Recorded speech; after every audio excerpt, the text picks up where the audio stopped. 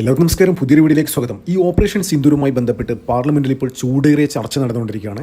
രാജ്യത്തെ പ്രതിപക്ഷ പാർട്ടികൾ തന്നെ ആവശ്യം ഉന്നയിച്ചാണ് ഓപ്പറേഷൻ സിന്ദൂരിൽ ഇപ്പോൾ ചൂടേറിയ ചർച്ച നടന്നുകൊണ്ടിരിക്കുന്നത്. അപ്പോൾ കഴിഞ്ഞ ദിവസമാണ് അമിത്ഷാ രാജ്യത്തെ പ്രതിപക്ഷ നേതാക്കന്മാർക്കെല്ലാം അവരുടെ അണ്ണാക്കിൽ ഓരോരാളെയും പേരെടുത്ത് പറഞ്ഞ് അവരുടെ അണ്ണാക്കിൽ അടിച്ചു കൊടുത്തു. അക്ഷരാർത്ഥത്തിൽ അങ്ങനെ തന്നെ വേണം പറയാൻ, അതായത് അണ്ണാക്കിൽ അടിച്ചു കൊടുത്തു. അപ്പോൾ കൂടുതലായിട്ടും അമിത്ഷാ കോൺസെൻട്രേറ്റ് ചെയ്തത് ഈ ഗാന്ധി ഫാമിലി തന്നെയായിരുന്നു. അതായത് സോണിയാഗാന്ധിയും രാഹുൽ ഗാന്ധിയും പ്രിയങ്ക ഗാന്ധി അടക്കം, അതായത് ഇന്നലെ വന്ന പ്രിയങ്ക ഗാന്ധിയടക്കം എടുത്തിട്ട് അലക്കി എന്നതിന് വേണമെങ്കിൽ പറയാം. അതായത് സോണിയാഗാന്ധി ഉണ്ടല്ലോ, ശരിക്കും ഈ പ്രതിപക്ഷ പാർട്ടികൾ എന്തിനാണ് ഓപ്പറേഷൻ സിന്ദൂരുമായി ബന്ധപ്പെട്ട് ഒരു ചർച്ച വേണമെന്ന് പറഞ്ഞത്? ശരിക്കും ഇപ്പം അതിൻ്റെ ഉദ്ദേശം തന്നെ എന്താണെന്നറിയോ? അതായത് ഏകദേശം ഇപ്പോൾ 5ഓളം സംസ്ഥാനങ്ങൾ ഇപ്പം വരും മാസങ്ങളിൽ ഇപ്പോൾ തെരഞ്ഞെടുപ്പ് നടക്കുകയാണ്. ഇപ്പോൾ എന്താ പറയുക, ബീഹാർ നടക്കാൻ പോകണം, ബംഗാൾ നടക്കാൻ പോകണം, കേരളത്തിൽ നടക്കാൻ പോകണം, ആസാമിലൊക്കെ നടക്കാൻ പോകണം.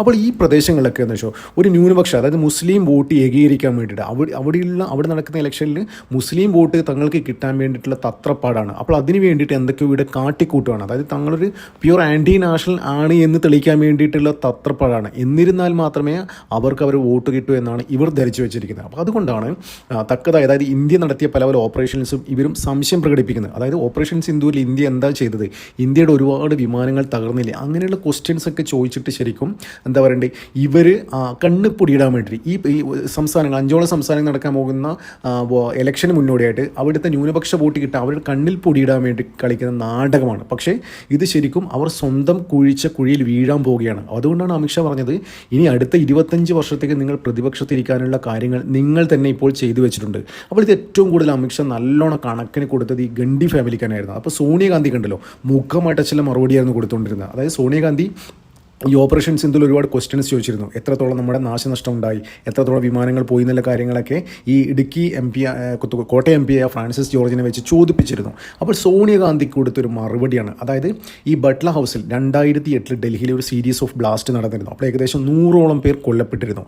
അപ്പോൾ അന്നുണ്ടല്ലോ ഇന്ത്യൻ മുജാഹിദിനായിരുന്നു ആ സീരീസ് ഓഫ് ബ്ലാസ്റ്റിൻ്റെ ഉത്തരവാദിത്തം ഏറ്റെടുത്തത്. അവർ തന്നെയാണ് നടത്തിയത്. അപ്പോൾ ഇന്ത്യ ഗവൺമെൻറ്റിൻ്റെ ആ സമയത്ത്, അന്ന് UPA സർക്കാരായിരുന്നു, ആ സമയത്ത് അവരുടെ കയ്യിൽ തക്കതായ തെളിവുകൾ ഉണ്ടായിരുന്നു.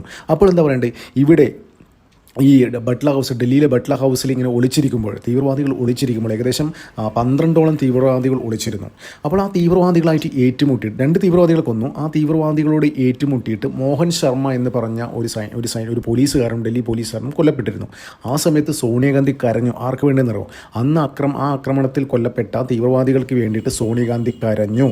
അപ്പോൾ അമിത്ഷാ പറഞ്ഞത്, നിങ്ങൾ കരയേണ്ടത് ശരിക്കും ഇവർക്ക് വേണ്ടിയിട്ടല്ല, ആ ഇന്ത്യൻ മുജാഹിദീൻ തീവ്രവാദികൾക്ക് വേണ്ടിയിട്ടല്ല, നേരെ മറിച്ച് ആ മോഹൻ ശർമ്മ എന്ന് പറയുന്ന പോലീസുകാരന് വേണ്ടിയിട്ടായിരുന്നു.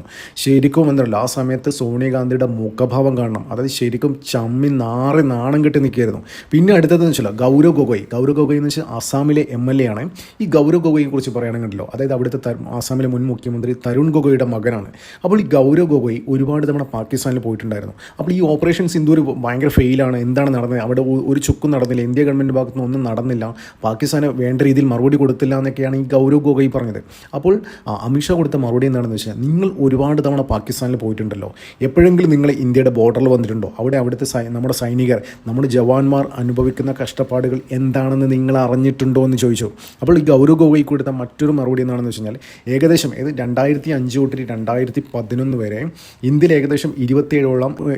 ഏകദേശം 27ഓളം തീവ്രവാദി ആക്രമണങ്ങൾ ഉണ്ടായിട്ടുണ്ട്. അപ്പോൾ അതിലേകദേശം 1000ഓളം നിരപരാധികളാണ്. അതിൽ ഒരുപാട് സൈനികരുണ്ട്, 1000ഓളം പേർ കൊല്ലപ്പെട്ടു. പക്ഷേ ഈ തീവ്രവാദികളുടെ സൈഡ് നോക്കുകയാണെങ്കിൽ വളരെ ചുരുക്കം പേര് തീവ്രവാദികൾ കൊല്ലപ്പെട്ടിട്ടുള്ളൂ. അപ്പോൾ ഈ സമയത്തേക്കാൾ നിങ്ങൾ എന്തെടുക്കുമായിരുന്നു? വളരെ ഒരു സ്പെസിഫിക്, അതായത് വളരെ ഒരു റെലവൻ്റ് ആയിട്ടുള്ളൊരു ക്വസ്റ്റ്യനാണ് മറ്റേ ഗൗരവ് ഗൊഗോയുടെ അടുത്ത് അമിത്ഷാ ചോദിച്ചത്. പിന്നെ അഖിലേഷ് യാദവിനും അണ്ണാക്കിലടിച്ചു കൊടുത്തു എന്നൊക്കെ പറയാം. അപ്പോൾ അഖിലേഷ് യാദവ് ഈ സഭ തുടങ്ങുന്നതിന് മുന്നേ തന്നെ, അതായത് ഈ സെഷൻ തുടങ്ങുന്നതിന് മുന്നേ തന്നെ പറഞ്ഞിട്ടുണ്ടായിരുന്നു, ഈ എന്താ പറയുക, പെഹൽഗാം ഓപ്പറേഷൻ സിന്ദൂരിൽ ഒരുപാട് ആൾക്കാർ എന്താ പറയുക തീവ്രവാദ ക്യാമ്പുകളൊക്കെ അറ്റാക്ക് ചെയ്തതിൽ ഞങ്ങൾ സന്തോഷിക്കുന്നു എന്നൊക്കെ പറഞ്ഞിട്ടുണ്ടായിരുന്നു. പിന്നെ അതുമാത്രമല്ല, ഈ ഓപ്പറേഷൻ സിന്ദൂരിൽ പങ്കെടുത്ത, എക്സിക്യൂട്ട് ചെയ്ത, അതെന്താ പറയേണ്ടത്, അത് നേതൃത്വം നൽകിയ ഹാഷിം മൂസ എന്ന് പറയുന്ന ഒരു പഴയ ലഷ്കർ ഇ തൊയ്ബ തീവ്രവാദി കഴിഞ്ഞ ദിവസം ജമ്മു കാശ്മീരിൽ വെച്ച് ഇന്ത്യൻ സൈന്യം കൊലപ്പെടുത്തിയിരുന്നു. അപ്പോൾ അതിലൊക്കെ ഞങ്ങൾ ഭയങ്കര സന്തോഷമുണ്ടെന്ന തരത്തിലെ സ്റ്റേറ്റ്മെൻറ്റൊക്കെ ഈ അഖിലേഷ് യാദവിൻ്റെ പക്കലുണ്ടായിരുന്നുണ്ട്. അപ്പോൾ അമിത്ഷാ ചോദിച്ചു, നിങ്ങളതൊക്കെ ഒരുപാട് സെലിബ്രേറ്റ് ചെയ്തു എന്നറിയാം, പക്ഷേ നിങ്ങളുടെ മുഖഭാവം കണ്ടു കഴിഞ്ഞാൽ എന്തോ ഭയങ്കര മ്ലാനതയുണ്ടല്ലോ. അതായത് നിങ്ങളത് പ്രത്യക്ഷത്തിൽ പുറത്ത് ഇങ്ങനെ കാണിക്കുന്നത് മാത്രമേ ഉള്ളൂ, പക്ഷേ അകത്ത് വലിയ രീതിയിലുള്ള സങ്കടങ്ങൾ ഉണ്ട്. ഇപ്പോഴും താങ്കൾക്ക് അഖിലേഷ് യാദവിന് പാകിസ്ഥാനായിട്ട് കോൺടാക്റ്റ് ഉണ്ടോ എന്ന തരത്തിലുള്ള ചോദ്യം അഖിലേഷ് യാദവിൻ്റെ അണ്ണാക്കിൽ തന്നെയാണ് അമിത്ഷാ അടിച്ചു കൊടുത്തത്. പിന്നെ പി ചിദംബരത്തിൻ്റെ അടുത്ത്, ഈ പി ചിദംബരത്തിലാണ് മുമ്പ് ആഭ്യന്തരമന്ത്രിയായിരുന്നു, മുമ്പ് ഏകദേശം പ്രധാനമന്ത്രി പോലും ആകും എന്നൊരു അവസ്ഥ ഉണ്ടായിരുന്നു ഈ പി ചിദംബരത്തിന്. അത് മുമ്പ് അമിത്ഷായെ ഈ ചിദംബരം ആഭ്യന്തരമന്ത്രിയായിരിക്കുന്ന സമയത്ത് അമിത്ഷാ ചെയ്യാത്ത കുറ്റത്തിന് ഏകദേശം 3-4 വർഷത്തോളം ജയിലിൽ പിടിച്ചിട്ട ആളാണ്. അതുകൊണ്ടാണ് മുമ്പ് ഒരു കേസിൻ്റെ പുറത്തു നിന്നുകൊണ്ട് മതിൽ കയറി മറിഞ്ഞ് ചിദംബരത്തെ അറസ്റ്റ് ചെയ്തില്ലേ. അന്ന് എല്ലാവരും ചോദിച്ചില്ലേ എന്തിനാണ് അമിത്ഷാ ഇത്ര ധൃതി എടുത്തിരിക്കുന്നത്. അന്ന് ജയിലിലിരുന്ന അമിത്ഷാ കണക്ക് കൂട്ടിയാണ് എന്നെങ്കിലും ഒരു ദിവസം, അതായത് ചെയ്യാത്ത കുറ്റത്തിന് ഞാൻ ജയിലിൽ കിടന്നില്ലേ, അപ്പോൾ അതിന് എന്താ പറയുക, അതിന് കാരണക്കാരായ ആൾക്കാർ ഒരു നാൾ ഞാൻ ജയിലിലടക്കുന്ന അമിത്ഷാ അന്ന് ജയിലിൽ കിടന്ന് ശപഥം ചെയ്തതാണ്. അതുകൊണ്ടാണ് മതിൽ കയറി മറിഞ്ഞിട്ട് ഈ ചിദംബരത്തേക്ക് അറസ്റ്റ് ചെയ്തത്. അപ്പോൾ ഈ ചിദംബരം കഴിഞ്ഞ ദിവസം പറഞ്ഞിട്ടുണ്ടായിരുന്നു, കഴിഞ്ഞ ദിവസം ഈ പെഹൽഗാമിൽ ഭീകരാക്രമണം നടത്തിയ തീവ്രവാദികൾ പാകിസ്ഥാനികളാണെന്ന് എന്താണെന്ന് തെളിവെന്ന്. പക്ഷേ അവർ തെളിവ് ചോദിച്ചില്ല, ഓപ്പറേഷൻ സിന്ദൂറിന് തെളിവ് ചോദിച്ചില്ല കേട്ടോ. മുമ്പൊക്കെ ബലാക്കോട്ട് സർജിക്കൽ സ്ട്രൈക്കും ഇതൊക്കെ നടക്കുമ്പോൾ ഇവർ തെളിവ് ചോദിച്ചിരുന്നു, എവിടെ തെളിവെന്നില്ലേ. പക്ഷേ ഈ തവണ ഒരു തെളിവും ചോദിച്ചില്ല. അതായത് അമിത്ഷാ പറഞ്ഞതെന്ന് ഇവർ ഒരു കാര്യം പറഞ്ഞില്ല, അവർ പാകിസ്ഥാനികളാണ് എന്തെങ്കിലും തെളിവുണ്ടോയെന്ന്. അപ്പോൾ വ്യക്തമായ തെളിവുകൾ ഞങ്ങളുടെ പക്കലുണ്ട് എന്ന് മുഖമടച്ച മറുപടി തന്നെയാണ് ഈ ചിദംബരത്തിന് കൊടുത്തത്. പിന്നെ ഏറ്റവും ഇതായതെന്ന് വെച്ചിട്ടുണ്ടല്ലോ, നമ്മുടെ Kottayam M P Francis George, ഈ ഫ്രാൻസിസ് ജോർജാണ് കുറേ കാര്യങ്ങൾ ചോദിച്ചത്. സുഖോയ്, മിഗ്, ഇതൊക്കെ ഇങ്ങനത്തെ വിമാനങ്ങളൊക്കെ എത്ര വിമാനങ്ങൾ നമ്മുടെ സൈഡിൽ നിന്ന് ക്രാഷ് ആയിട്ടുണ്ട്, അതായത് പാകിസ്ഥാൻ ഡ്രോൺ അറ്റാക്കിൽ എത്രത്തോളം വിമാനങ്ങൾ നമുക്ക് നഷ്ടപ്പെട്ടിട്ടുണ്ടെന്നുള്ള കണക്കുകൾ സഭയിൽ വെക്കണമെന്ന് Kottayam M P Francis George പറഞ്ഞു. അപ്പോൾ ഈ ഫ്രാൻസിസ് ജോർജ് ഇത്തരത്തിലുള്ള ക്വസ്റ്റ്യൻസ് ഒക്കെ ഉന്നയിക്കുമ്പോണ്ടല്ലോ പാകിസ്ഥാൻ മീഡിയ അതെടുത്തിട്ട് വലിയ അലക്കലക്കാൻ തുടങ്ങി. അവിടുത്തെ സോഷ്യൽ മീഡിയയിലേക്ക് വലിയ ചർച്ചയായി. അതായത് ഇന്ത്യയിൽ നിന്നുള്ള ഒരു എം പി തന്നെ പറയുകയാണ്, അത് ഓപ്പറേഷൻ സിന്ദൂറിനിടയിൽ പാകിസ്ഥാൻ്റെ ഡ്രോൺ അറ്റാക്കിൽ ഇന്ത്യക്ക് ഒരുപാട് വിമാനങ്ങൾ നഷ്ടപ്പെട്ടു, ഒരുപാട് എയർക്രാഫ്റ്റുകൾ നഷ്ടപ്പെട്ടു എന്ന തരത്തിലുള്ള കാര്യങ്ങൾ ഇന്ത്യയുടെ എം പി പാർലമെൻറ്റിൽ പറഞ്ഞു എന്ന് പറഞ്ഞിട്ട് പാകിസ്ഥാനിലെ സോഷ്യൽ മീഡിയ വലിയ രീതിയിലുള്ള പ്രചണ്ഡ പ്രചാരണം നടത്തുകൊണ്ടിരിക്കുകയാണ്. അപ്പോൾ ഇന്നലെയും ഇന്നൊക്കെ ആയിട്ട് പാകിസ്ഥാനിലെ മീഡിയ, മെയിൻ സ്ട്രീം മീഡിയയും സോഷ്യൽ മീഡിയയൊക്കെ ഡിസ്കഷൻ ചെയ്യുന്നത് ഈ ഫ്രാൻസിസ് ജോർജിൻ്റെ ഇതാണ്. അതായത് കഴിഞ്ഞ ദിവസം ഞാൻ പോലും എടുത്തു നോക്കിയിരുന്നു, ആ മീഡിയയിലേക്ക്, അവിടെ വരുന്ന മീഡിയയിലേക്ക് ഫ്രാൻസിസ് ജോർജിൻ്റെ പടം അടക്കം വെച്ചിട്ടാണ് ഇവർ ചർച്ച ചെയ്യുന്നത്. അപ്പോൾ ഒന്ന് ആലോചിച്ചോക്കെ, ഇവിടുത്തെ പ്രതിപക്ഷം ഒരു പ്രോ പാകിസ്ഥാൻ സ്റ്റാൻഡായിട്ട് ഇങ്ങനെ പോയിക്കൊണ്ടിരിക്കുകയാണ്. അപ്പോൾ അവരെ എടുത്ത് ആഘോഷിക്കുകയാണ്. വെറുതെ അല്ല അമിത്ഷാ പറഞ്ഞത്, ഈ അടുത്ത 25 വർഷം പ്രതിപക്ഷത്തിരിക്കാനുള്ള കാര്യങ്ങൾ നിങ്ങൾ ചെയ്തു വെച്ചിട്ടുണ്ട് എന്ന്.